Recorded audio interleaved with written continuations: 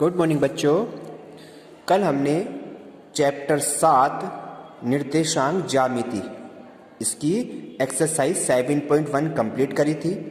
आज मैं आपको बच्चों 7.2 स्टार्ट कराता हूँ। इससे पहले मैं आपको कुछ इसके जो कल मैंने आपको रूल पढ़ाए थे सभी, मैं आपको उसका एक बार रिवाइज करा देता हूँ। चलिए, सबसे पहले मैंने आपको पढ़ाया था निर्देशांक ज्यामिति में, कल जो पढ़ाया था इसकी दो बिंदुओं के बीच की दूरी पढ़ाई थी बच्चों मैंने, यानी दो बिंदु x1 y1 x2 y2, तो इनके बीच की दूरी का फॉर्मूला था d बराबर x2 माइनस x1 का square plus y2 minus y1 का स्क्वायर। और इसको हम x1 x2 कर लीजिए या x1 x2 कर लीजिए, एक ही बात है। चलिए, कल पढ़ाया था एक बिंदु x1 y1 और एक है मूल बिंदु, तब इसके बीच की दूरी का फॉर्मूला बताइए। तो ये होता है x1 का स्क्वायर प्लस y1 का स्क्वायर का अंडर रूट।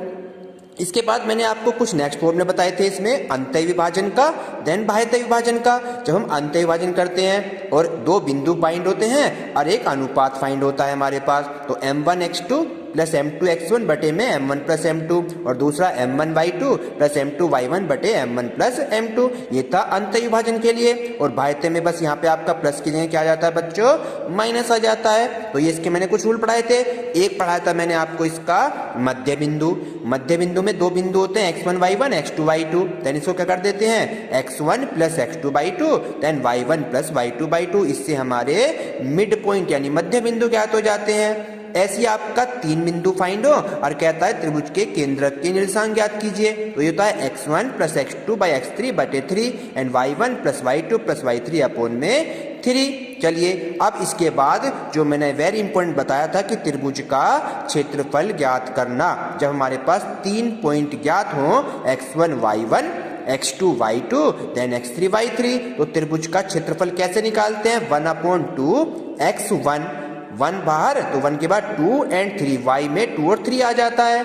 देन तब अब यहाँ x1 लिया, अब यहाँ x2 लेते हैं, x2 में y3 minus y1 plus x3 लेते हैं, तो x3 के बाद 1 एंड 2, मैंने बताया था चक्रीय क्रम में कि 1 2 देन 3 फिर 1 2 3 फिर 1 2 3, इसी तरीके से आपका चक्रीय क्रम चलता रहता है। तो आपको x1 then x2 then x3 आपको याद करके इनके अंदर एज इट इज आपका रूल बन जाता है। इसके बाद आपको मैंने एक्सरसाइज कंप्लीट कराई थी। ठीक है बच्चों, अगर ये तीन बिंदु संरेख बोलता है तो संरेख की कंडीशन क्या कहता है इसमें, तो कि तीनों बिंदुओं की फॉर्मूले में जो त्रिभुज का क्षेत्रफल होता है उसे 0 के बराबर रख देते हैं। क्लियर बच्चों, ये रखता है, तीनों फॉर्मूले लगाए पूरे, और इसको हमने यहाँ पर जहाँ पे त्रिभुज का क्षेत्रफल था उसकी जगह क्या रख दिया, यहाँ पे बच्चों हमने 0 रख देते हैं। जब आपका क्वेश्चन आएगा तो मैं इसे कंप्लीट कराऊंगा। चलिए, अब मैं आपकी स्टार्ट करता हूँ यहाँ पे 7.2 एक्सरसाइज। चलिए बच्चों, फर्स्ट क्वेश्चन है आपका, उस बिंदु के निर्देशांक ज्ञात कीजिए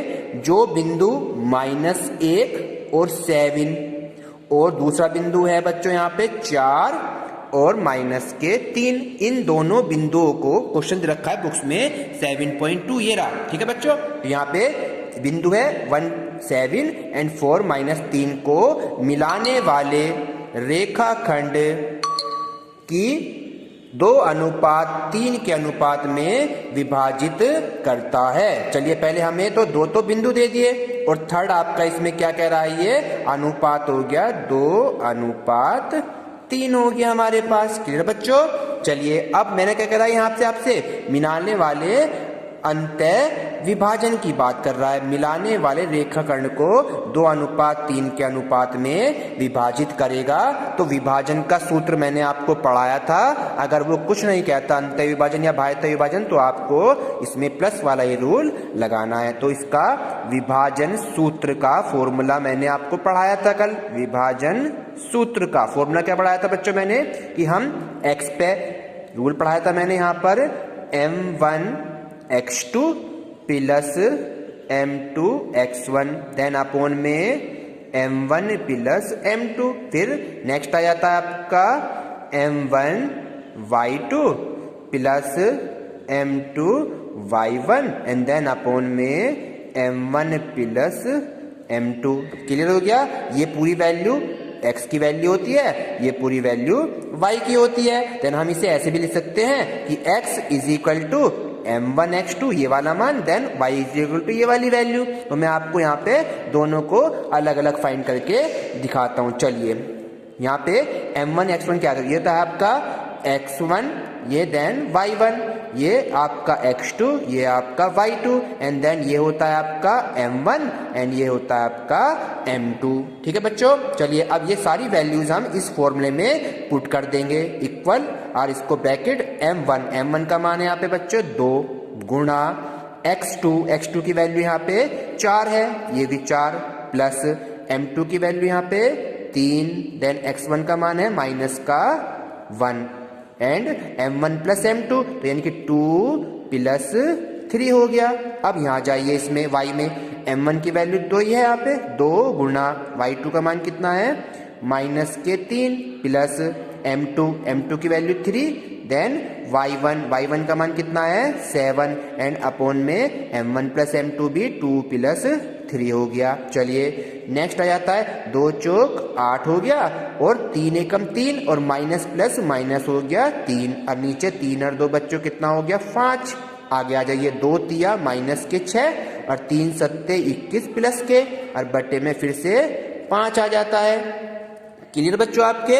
चलिए 8 में से 3 माइनस हो गए तो 5 और नीचे भी 5 एंड यहाँ पे माइनस 6 में से 21 आपके माइनस हो जाएंगे तो 21 में से 6 को आप माइनस करेंगे कितना आएगा बच्चों प्लस का 15 बटे 5।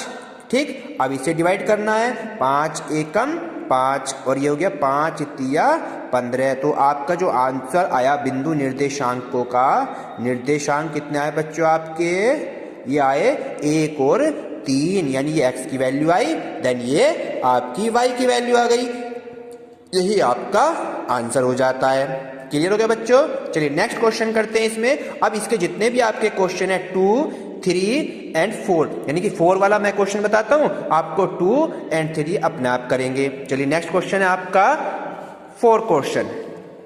4 में कहता है आपसे बिंदु -3 10 6 -8 को जोड़ने वाले रेखाखंड को बिंदु -1 और 6 किस अनुपात में विभाजित करता है। अब की बार हमें इसमें क्या फाइंड करना है बच्चों, यहाँ पे m1 m2 दिए थे, अब क्या m1 m2 इसमें फाइंड करना है यानी अब क्या capital X then capital Y की वैल्यू हमें उसने दे दी। चलिए बिंदु हैं आपके जिनसे बिंदु है -3 एंड 10, नेक्स्ट है आपका 6 और -8 और जिन पर रेखाखंड को जोड़ता है ये जोड़ने वाले रेखाखंड आपका है -1 एंड 6।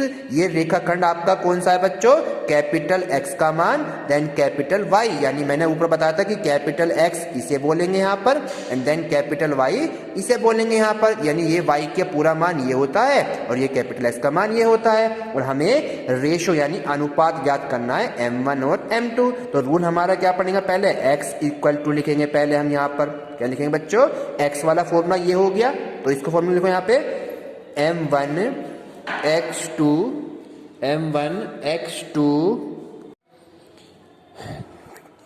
बच्चे क्या बताया मैंने आपको कि अब की बार 4th क्वेश्चन में इसमें बिंदु ये दे दिए हैं और इन दोनों बिंदुओं को जोड़ने वाला जो रेखाखंड है वो -1 और 6 दिया हुआ है और हमें इसके अब क्या इस किस अनुपात में विभाजित करेगा। तो क्या हमें अनुपात यानी कि m1 और m2 का अनुपात जो है ये हमें फाइंड करना है। ठीक है बच्चों।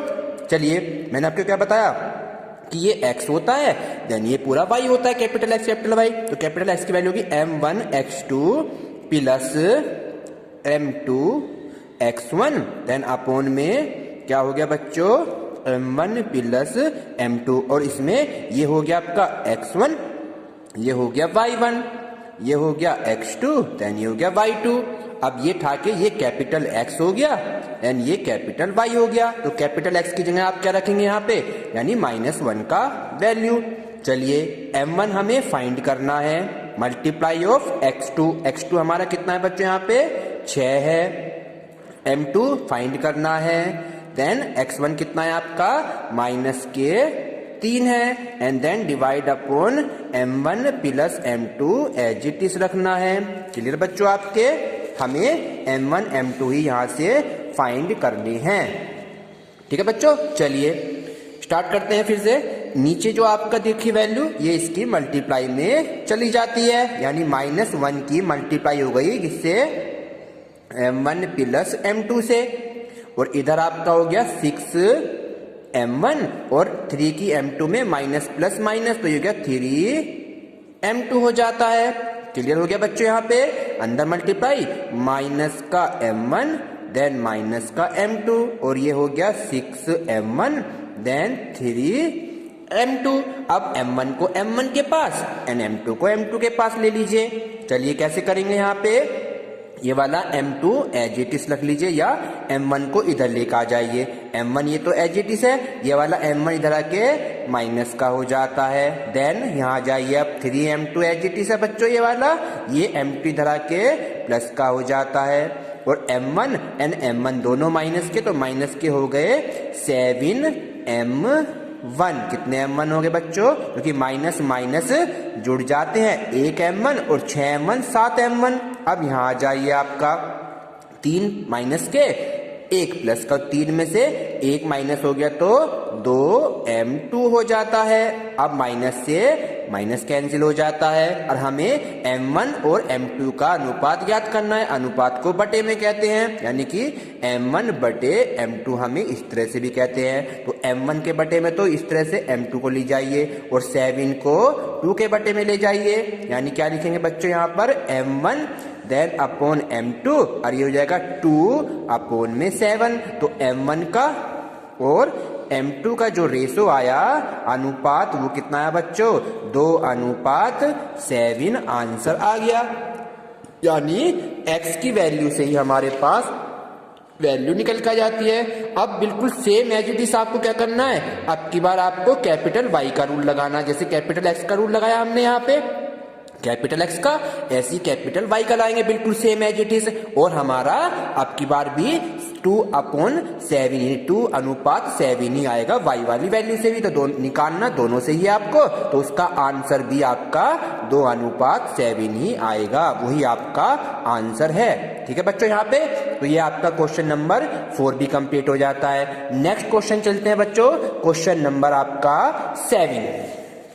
क्वेश्चन नंबर बच्चों आपको 7 की स्टार्ट चलते हैं। चलिए क्वेश्चन नंबर 7 आपका क्या कह रहा है। क्वेश्चन नंबर 7 से पहले हम आपको एक क्वेश्चन नंबर 6 कराते हैं। ठीक है बच्चों, इंपोर्टेंट क्वेश्चन है छठा आपका, कि यदि बिंदु 1 2 4 y x j और 3 5 क्रम में है, तो इनके समांतर चतुर्भुज के शीर्ष हों, तो x का और y का मान ज्ञात कीजिए। क्वेश्चन नंबर 6 दे रखा है, पॉइंट है 1 2 then 4 then y, then question है x एंड 6, एंड क्वेश्चन हो गया 3 एंड 5। ये आपके 4 पॉइंट हैं, और ये कह रहा है एक समांतर चतुर्भुज को बनाते हैं, ये समांतर चतुर्भुज को बनाते हैं। देन उसमें आप कंडीशन में कह रहा x एंड y की वैल्यू को फाइंड कीजिए, यानी x और y का मान हमें बच्चों ज्ञात करना है। अब ये समांतर चतुर्भुज की कंडीशन होगी, तो समांतर चतुर्भुज क्या कहता है बच्चों आपका,